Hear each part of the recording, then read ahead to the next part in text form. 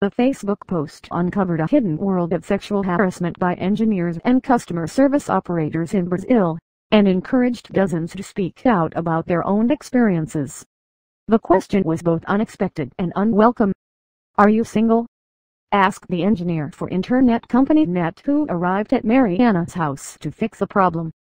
"On the first visit my dad was here, and this guy was very nice and helpful," the 21-year-old Mariana says.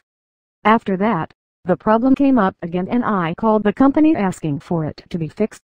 This time, I was alone when he came." After asking him to stop the inappropriate questioning, says Mariana, not her real name, the encounter went from bad to worse. The engineer started chasing her around her house and tried to force her into her bedroom. "I pushed him and yelled at him to get out. I had to threaten him with a knife. He left, but said he would call me and come back." Mariana's was just one story shared online after journalist Ana Prado put a post on Facebook detailing the unwelcome advances she'd received from a telemarketer working for the same company. Net is one of Brazil's leading telecommunications firms. After the operator contacted Prado to try to convince her to upgrade her subscription, he used her personal information to send her inappropriate messages on WhatsApp. "I wanted to start a debate around these issues," Prado says. "How are these companies handling our data?" Her post was shared hundreds of times on Facebook, and the ensuing media coverage prompted other women and men to post their own stories. Some of the biggest telephone and internet providers in Brazil were implicated: Oi, Vivo and TIM, in addition to Net. "In my case it was a customer support attendant from my mobile phone provider," says 23-year-old designer Rodolpho Rodrigo. After the routine call, Rodrigo got a text message: "Are you into men? Because I think your voice is beautiful." "I had never stopped to think about how those companies use our personal data.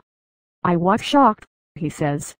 He continued to send me messages for 2 weeks and only stopped after I threatened to sue him and his employer.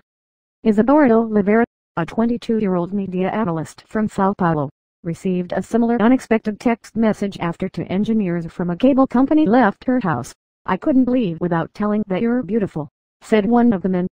"I ignored him at first, but I kept receiving messages throughout the day saying, 'Are you really not going to answer me?' she says. "I got scared, because he had all my personal data and had been at my house." Most of the incidents the BBC investigated were not reported to the companies at the time because the victims felt intimidated or thought it wasn't a big deal, even though all of them were considered the advances unacceptable. The few victims who reported the incidents say they got very poor responses from the companies involved. Mariana says that Net refused to give her any details about the engineer who had visited her house.